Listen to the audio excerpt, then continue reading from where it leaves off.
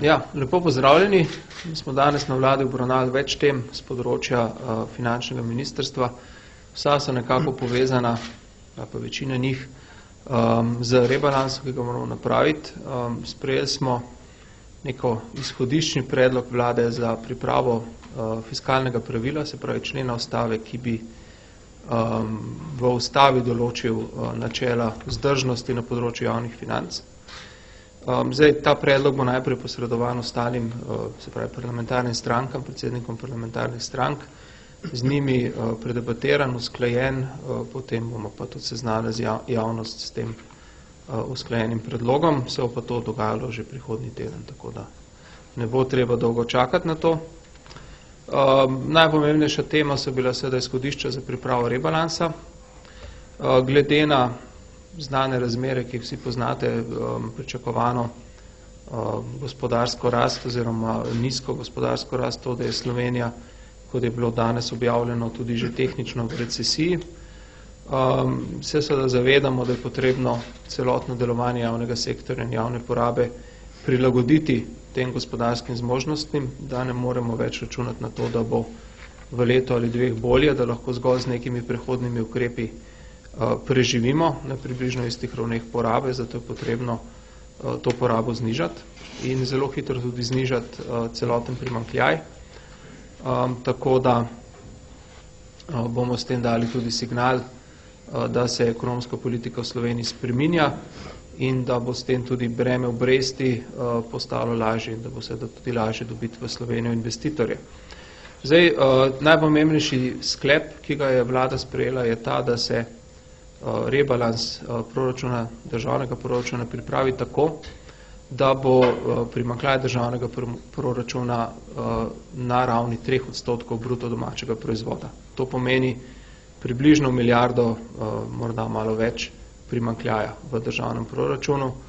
V primerjavi s primanjkljajem prejšnjih let je to seveda veliko zmanjšanje. Sprejeli smo tudi, oziroma seznanili smo se tudi z informacijo o pričakovanih prihodkih in posledično se, če želimo ta cilj doseči, tudi odhodkih proračuna. Zdaj, prihodke ocenjujemo nekje na raven 7 milijard in 800 milijonov za državni proračun. Posebej bi rad poudaril, da smo tukaj izhajali z načel previdnega načrtovanja teh prihodkov. Upoštevali smo že določeno rezervo za morebitno poslabšanje gospodarskih razmer.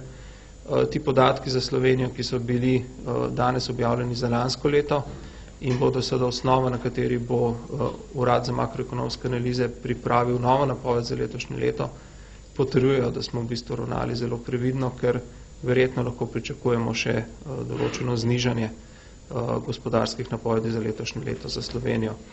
Tako da nekaj te rezerve je že vračunano v to številko, ki sem jo omenil.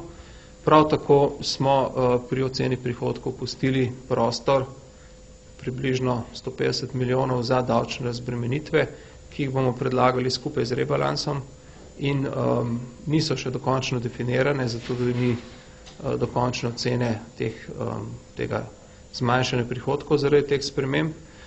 Izbrali bomo pa tiste, izmed tistih, ki so bile napovedane, tiste, ki jih je enostavno narediti v enem mesecu in ki bodo po naši oceni najbolj spodbudno delovale za gospodarski zagon, za investicije, pa tudi za odpiranje delovnih mest. To se pravi, v naslednjem mesecu do vložitve rebalansa v državni zbor bomo tudi natančno definirali predloge sprememb na davčnem področju.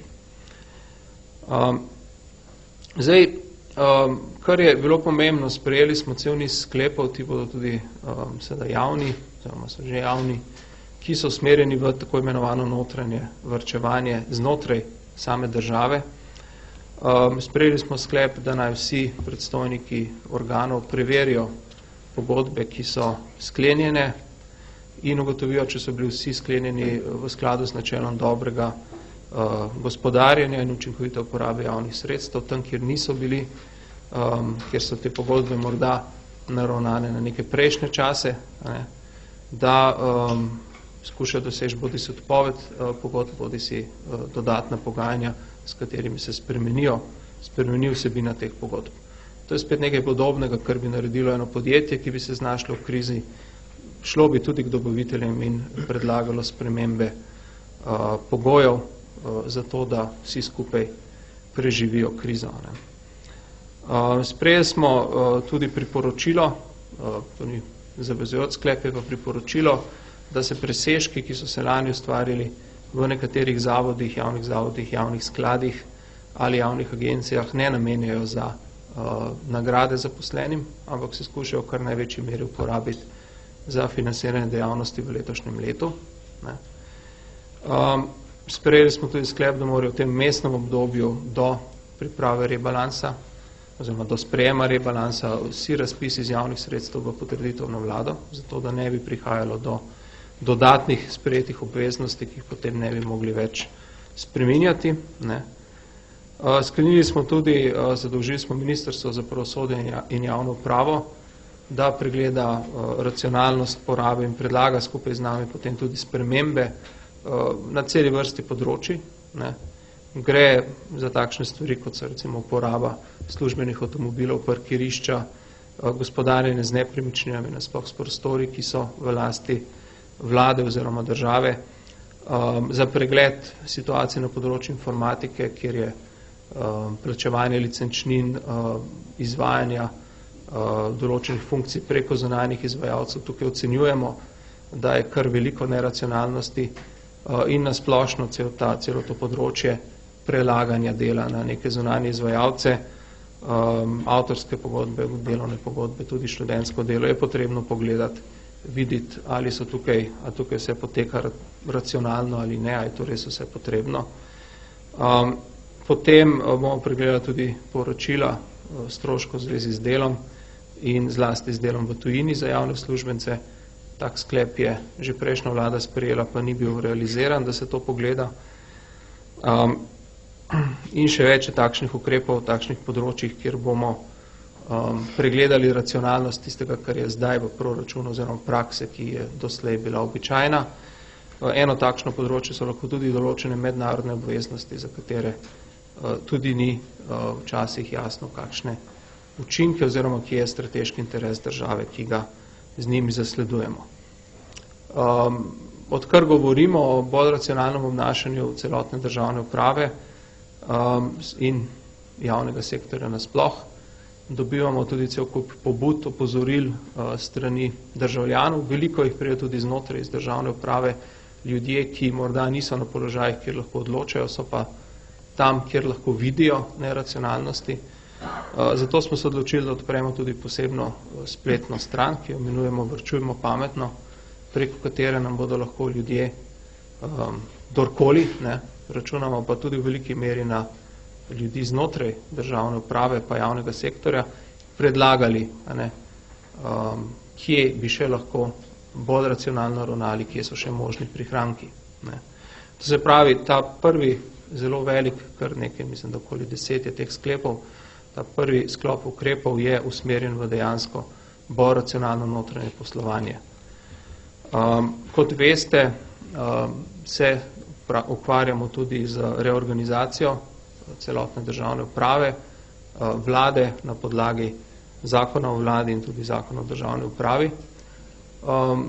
Ne samo zaradi te organizacije, ampak tudi sicer ocenjujemo, da bodo možni določeni prihranki tudi pri zaposlovanju, pri ravni zaposlenosti v javnem sektorju, vendar smo danes še enkrat se dogovorili, da je to stvar vsakega ministra posebej, da pogleda, kaj je na njegovem področju možno in smiselno prihraniti. Nismo postavili nobenega cilja glede tega, ni naš namen, da bi vnaprej določen nek cilj glede znižanja bodisi plač, bodisi delovnih mest oziroma mase za plače, ampak gre za racionalizacijo procesov, kjer so situacije seveda po ministrstvih različne.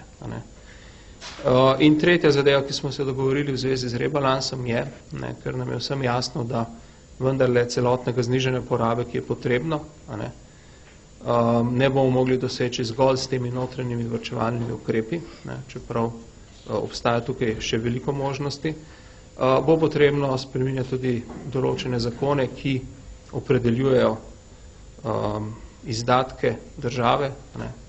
Lahko gre tukaj za določene subvencije ali določene pomoči, lahko gre delno tudi za področje socialno področje ali kakšna druga področja. Vendar je to tista stvar, ki pride na koncu. Skušali bomo čim več narediti z notranjim varčevanjem. V naslednjih dneh bomo upravljali krog pogovorov z vsemi ministri, kje so te spremembe možne, kje jih sami vidijo, kje jih mi vidimo. In seveda cilj je, da bi vse te spremembe, ki bodo potrebne za to, da bi omogočile doseganje tega cilja 3% primanjkljaja, predložili skupaj z rebalansom tudi v Državni zbor. To je tudi edin v bistvu pravilen postopek, da se to naredi.